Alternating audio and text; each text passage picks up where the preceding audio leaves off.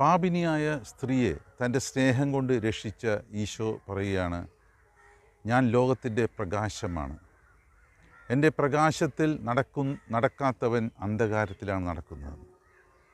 അപ്പോൾ യേശു എന്താണ് ഇവിടെ ഉദ്ദേശിക്കുന്നത്? യേശുവിൻ്റെ പ്രകാശം എന്ന് പറഞ്ഞാൽ ആ സ്നേഹത്തിൻ്റെ നിയമമാണ്.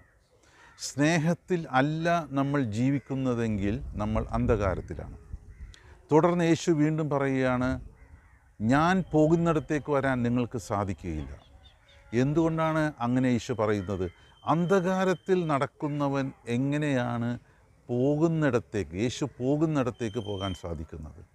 അപ്പോൾ ഈ ലോകത്തിൽ നമ്മൾ ജീവിക്കണമെങ്കിൽ യേശു നമ്മളെ കാണിച്ചു തരുന്ന ആ സ്നേഹത്തിൻ്റെ നിയമത്തിൽ ആണ് നടക്കുന്നതെങ്കിൽ പ്രകാശത്തിൽ ആണ് നമ്മൾ നടക്കുന്നത്. നമുക്ക് യേശു പോകുന്ന ഇടം തിരിച്ചറിയാൻ സാധിക്കും.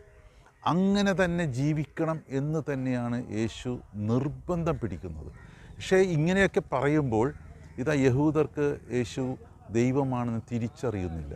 ഇത്രയൊക്കെ പറഞ്ഞിട്ടും അപ്പോൾ യേശു പറയുകയാണ്, ആ യേശുവിൻ്റെ മരണം കഴിഞ്ഞ് യേശുവിൻ്റെ ഉയർപ്പോടു കൂടി എല്ലാം മനസ്സിലാകും എന്നാണ് പറയുന്നത്.